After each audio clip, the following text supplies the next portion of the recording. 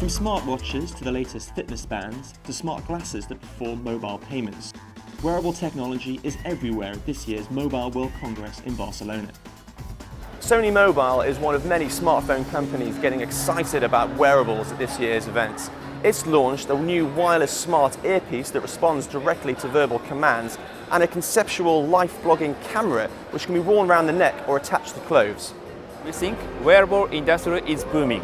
We have to ask market, we have to ask users to show this concept product. Then we can gather the feedback from user and from market. Chinese telecom equipment maker ZTE is another company getting into wearables, with its new Axon smartwatch, intelligent jewellery, and even a fish smartwatch and fish finder, which, as the name suggests, is designed to help tech-savvy anglers find more fish. From the wearable front, I think it's a big opportunity for a lot of companies, including CTEs. Smartphones in certain market has already been saturated. I think the overall market from the global scale is still increasing, but the trajectory is kind of slowing down. Smartphones is still a very huge market, but other markets that are picking up, I think wearable is one part of it. And of course, it's not just smartwatches. We're seeing wearables coming in all shapes and sizes in Barcelona this year, from wearables for kids to wearables for pets, such as this location tracker from SK Telecom. We have four kinds of products for the pets. One is activity tracker. That is almost like a Fitbit. We call it Pet Fit. So it is tracking the activity of the dogs and cats, and that we can make them wear that like this around the neck. And we also have another one called the T-Pad.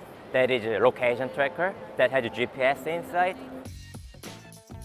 Wearables have become an omnipresent theme at technology conferences like Mobile World Congress, but there's yet to be a device to have the same kind of impact that Apple's iPhone had on the smartphone market.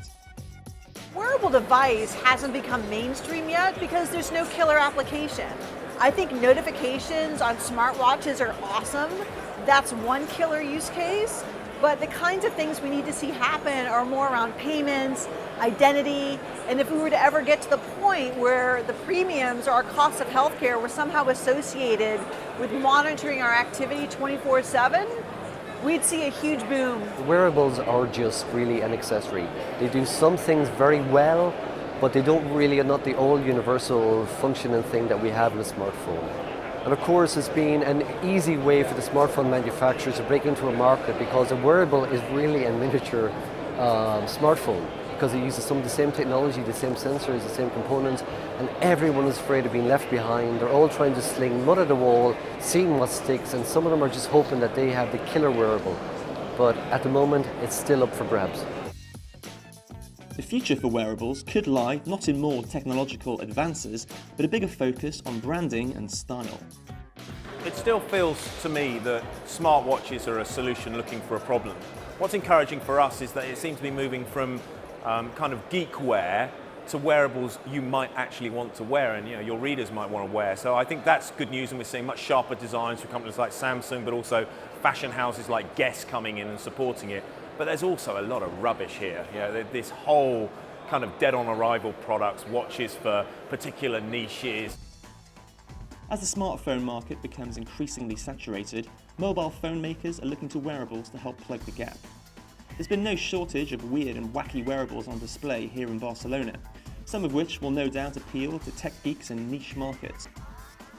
Others will have a broader reach, but for now at least, there's little to suggest they're going to change our lives the way the smartphone did. Daniel Garahan, Financial Times, Barcelona.